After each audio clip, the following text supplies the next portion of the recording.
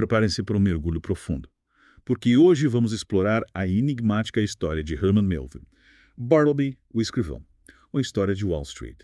É fascinante como essa história, mais do que uma simples narrativa, é um verdadeiro quebra-cabeça. A trama se passa em um escritório de advocacia na agitada Wall Street do século XIX. Um lugar dominado pelo pragmatismo e pela busca incessante por lucro. E é nesse ambiente que surge Bartleby, um personagem que desafia todas as expectativas. Exato. Ele é um copista, mas tem algo nele, algo diferente. E é isso que torna essa análise tão intrigante. Vamos tentar entender Bartleby e suas ações e o porquê dessa história continuar a fascinar os leitores até hoje. Para começarmos, você poderia nos apresentar o personagem de Bartleby. Quem é ele? Bartleby surge na história como um enigma. Ele chega ao escritório em busca de emprego e, a princípio, parece ser um funcionário exemplar, dedicado, meticuloso. Mas essa primeira impressão rapidamente se desfaz. O que acontece? Ele muda de comportamento. Sim, e de forma drástica. A mudança começa sutilmente. O narrador, chefe de Bartleby, pede a ele que revise um documento, uma tarefa rotineira para um escrivão. É nesse momento que Bartleby profere a frase que se tornaria icônica: "Eu preferiria não." Eu preferiria não. Que resposta estranha. Qual a reação do narrador? No início, o narrador fica perplexo. Ele tenta entender o motivo da recusa, questiona Bartleby, pergunta se ele está doente, se há algum problema com a tarefa. Mas Bartleby se mantém firme na sua recusa passiva, repetindo a frase "eu preferiria não", sempre que lhe é solicitado algo. Essa recusa passiva é realmente fascinante. Parece simples, mas imagine que faz um grande impacto na dinâmica do escritório, como os outros funcionários reagem a Bartleby. Imagine um escritório onde a ordem e a obediência são a regra. De repente, surge alguém que simplesmente se recusa a seguir as normas. A presença de Bartleby causa uma disrupção total. O narrador, acostumado a ter suas ordens prontamente atendidas, se vê num impasse. Ele não consegue simplesmente demitir Bartleby, pois suas recusas, embora firmes, são sempre educadas, sem qualquer sinal de insubordinação. Entendo. Ele se torna um desafio à autoridade do narrador. Mas por que incluir os outros escrivães, como Turkey, Nippers e Ginger Nut? Qual é o papel deles na história? Eles servem para destacar o contraste entre a ordem estabelecida do escritório e a disrupção causada por Bartleby. Turkey, por exemplo, é um funcionário experiente, mas tem seus momentos de excentricidade. Nippers está sempre descontente com a sua mesa, reclamando de tudo. E Ginger Nut, o mais jovem, é o típico aprendiz, cheio de energia, sempre disposto a fazer pequenos favores. E Bartleby, com sua recusa silenciosa, acaba expondo a estranheza e a absurdidade da rotina do escritório, não é? Exatamente. A presença de Bartleby funciona como um catalisador, revelando as peculiaridades e as tensões ocultas no ambiente de trabalho.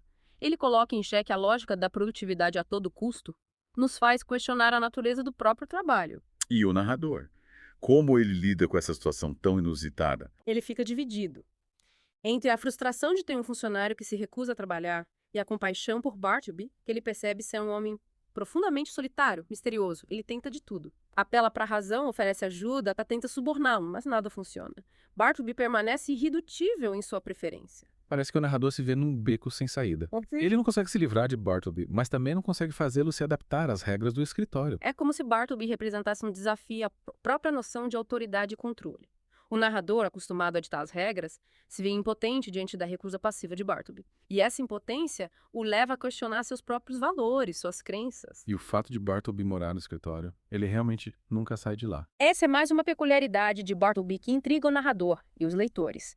Ele descobre que Bartleby vive em condições precárias no próprio escritório, dormindo no sofá, se alimentando basicamente de biscoitos de gengibre. Essa revelação aumenta ainda mais o mistério que envolve o personagem. Leva o narrador a se perguntar sobre o passado de Bartleby e o que o teria levado a essa situação.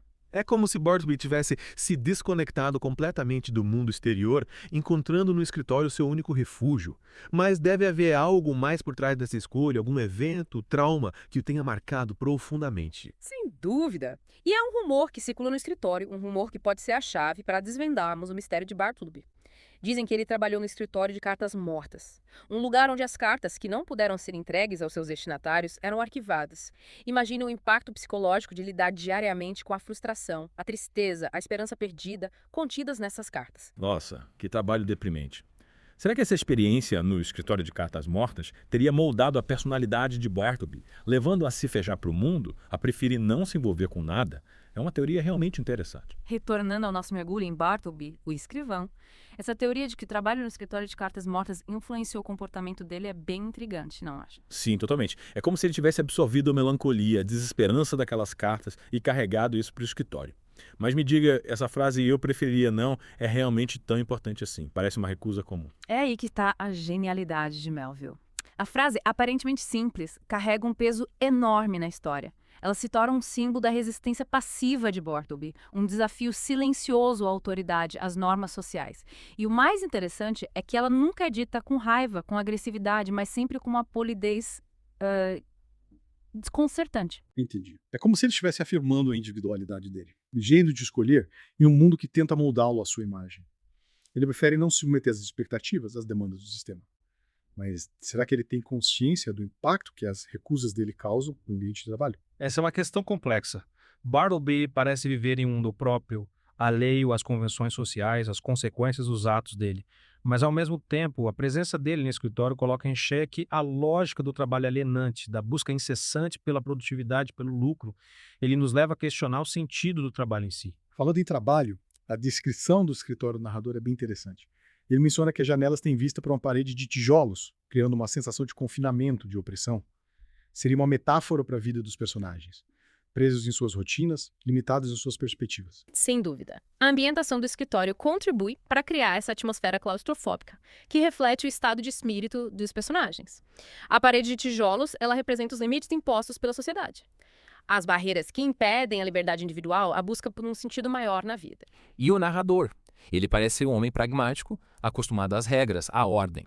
Como ele lida com a presença de Bartleby, que representa a antítese de tudo que ele acredita. Ele se sente profundamente desafiado por Bartleby. A recusa do escrivão em se conformar com as normas do escritório o coloca em uma posição desconfortável. Forçando-o a questionar seus próprios valores, suas atitudes, ele se vê dividido entre a necessidade de manter a ordem no escritório e a compaixão que ele sente por Bartleby. É como se Bartleby fosse um espelho, refletindo as contradições, as fragilidades do próprio narrador.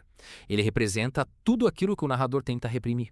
A insubordinação, a recusa em se submeter ao sistema, a busca por uma liberdade individual que pode ser vista como rebeldia. É isso mesmo. Bartleby expõe a hipocrisia do sistema, revelando a desumanização que se esconde por trás da fachada de ordem e progresso. E o narrador, ao se confrontar com essa realidade, é forçado a reavaliar suas próprias crenças, suas atitudes. E a descoberta de que Bartleby mora no escritório. Como isso afeta o narrador? Ele fica chocado ao encontrar Bartleby dormindo em um sofá em condições precárias. Essa descoberta humaniza Bartleby aos olhos do narrador. Revela a vulnerabilidade dele, a solidão, e ao mesmo tempo aumenta o mistério em torno da figura dele. O que o teria levado a essa situação? Qual é o passado dele? É como se o narrador estivesse diante de um enigma insolúvel, que o obriga a sair da zona de conforto dele, a confrontar a complexidade da natureza humana. E o que dizer da tentativa do narrador de se livrar de Bartleby mudando de escritório? Essa tentativa de fuga é simbólica, porque demonstra que Bartleby não é apenas um problema físico, mas uma questão que assombra a consciência do narrador. Ele representa um dilema moral, um desafio à capacidade de compaixão, de entendimento do narrador. Mesmo mudando de endereço, ele não consegue se livrar do peso, da responsabilidade que sente por Bartleby. O que me impressiona é a persistência do narrador em tentar ajudar Bartleby, mesmo diante das recusas constantes. Ele oferece dinheiro, comida, abrigo, mas nada parece ser suficiente, porque ele se esforça tanto. Eu acho que o narrador vê em Bartleby um reflexo de si mesmo, das próprias frustrações dele, dos anseios. Ele reconhece no escrivão uma busca por liberdade, por autenticidade, que ele próprio reprimiu ao longo da vida. E ao tentar ajudar Bartleby, ele busca de alguma forma se redimir das próprias escolhas, encontrar um sentido para a própria existência. É uma relação complexa, fascinante, cheia de nuances e simbolismos. Mas infelizmente a história não termina bem para Bartleby. Ele acaba sendo preso por vadiagem e morre na prisão, abandonado por todos.